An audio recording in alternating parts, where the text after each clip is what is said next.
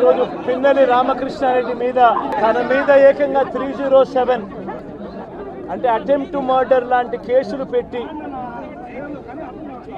ఏ రకంగా అన్యాయంగా తనను జైల్లో నిర్బంధించడం జరుగుతూ ఉందో కూడా చూస్తూ ఉన్నాం. ఎమ్మెల్యే లోపలికి పోయి ఈవీఎంను పగలగొట్టే కార్యక్రమం జరిగింది.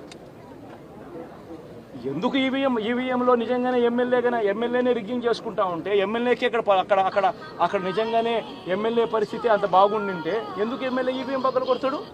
ఎమ్మెల్యే అక్కడికి వెళ్ళి హత్యాయత్నం చేశాడట. అదే పోలింగ్ బూతులు హత్యాయత్నం చేశాడంట. ఎవడన్నా బుద్ధునోడు ఎవడన్నా నమ్మదానికి ఉందయ్యా? ఎమ్మెల్యే అక్కడికి పోయి ఎమ్మెల్యే హత్యాయత్నం చేస్తాడా? చెప్పడానికైనా హద్దు పొద్దు ఉండాలి కదా. ఆ మనిషి మంచోడు కాబట్టి గెలుస్తూ వచ్చాడు. ఆ మనిషి మంచోడు కాబట్టి ప్రజలు ఆశీర్వదిస్తూ వచ్చారు. అటువంటి వ్యక్తిని తీసుకొని వచ్చి తప్పుడు కేసులలో ఈ మాదిరిగా బిగించడం ఎంత మటుకు ధర్మం?